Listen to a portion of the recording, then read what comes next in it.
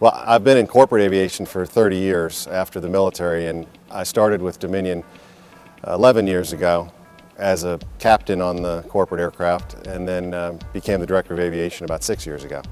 We move a lot of our people to places that would take them all day to get there. 75% of our travel is non-executive, non-officer travel, and we go to a lot of places that it would take people either all day to drive or it would take all day on the airlines, and we're able to get them there and back in the same day. So it gives us flexibility, it gives us a quality of life, it's good for our employees, and it's good for our business. First of all, we have 9,500 employees in the state of Virginia and about 5,000 here in Richmond. Many of those in Virginia are close to regional airports, and they can access those airports. We can go into those airports. We operate in more than 15 different states, and we always notice that a lot of the Virginia regional airports have some of the nicest facilities and services of any of the airports that we travel to. In the past 5 years, we've used quite a few of them, 18 out of the 66. So I think Virginia has done an outstanding job with putting in the facilities and the services that corporate operators need.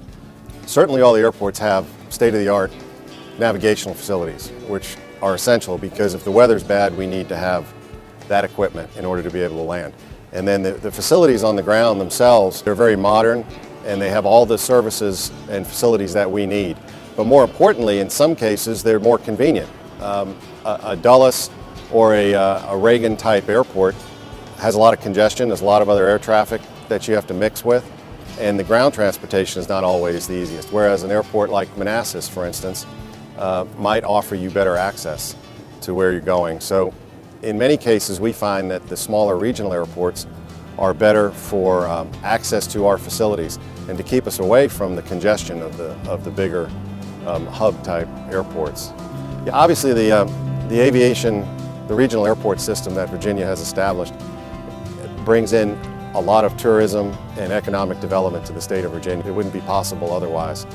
Yeah, I think the aviation system in Virginia is a great part of the intermodal and the multimodal transportation between the port system in Virginia and the rail system and roads. Aviation ties in very well for bringing goods and services and moving them around in the state of Virginia with the other modes of transportation that are available here. And not only available, but they're great resources. And aviation is just one part of that intermodal transportation system.